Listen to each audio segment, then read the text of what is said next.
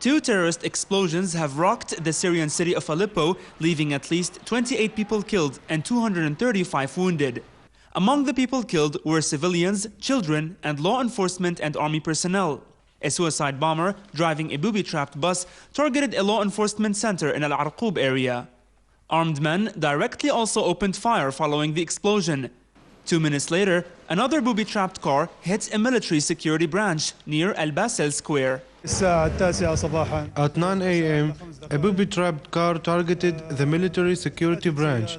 First investigations show that the explosives used weigh more than 500 kilograms.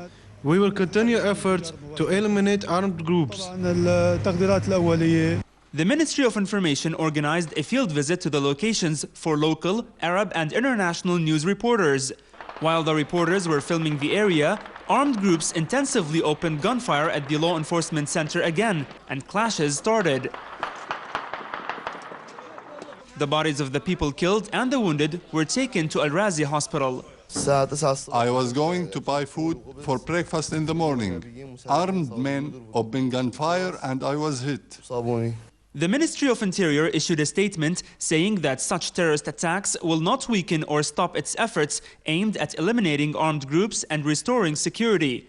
The ministry also blamed Western states for the bloodshed by backing terrorists in Syria. The attacks are aimed at harming security in Aleppo. We call on the government to put an end to armed terrorists. We will stay united in the face of terrorism. Meanwhile, the Foreign Ministry sent a letter to the UN Secretary General, the Arab League Secretary General, and other international organizations, briefing them on the attacks. The letter added that the terrorists behind the attacks are backed by Arab and Western countries. Internationally, Russia condemned the attacks and said that Western states, which are instigating Syrian opposition members and providing them weapons, are participating in aggravating the situation in Syria. Russia also said that ending violence in Syria depends now on the opposition. This is not the first time Syrian cities have been the targets of bomb attacks.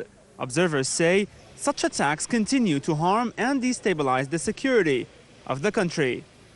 Muhammad Ali, Press TV, Aleppo.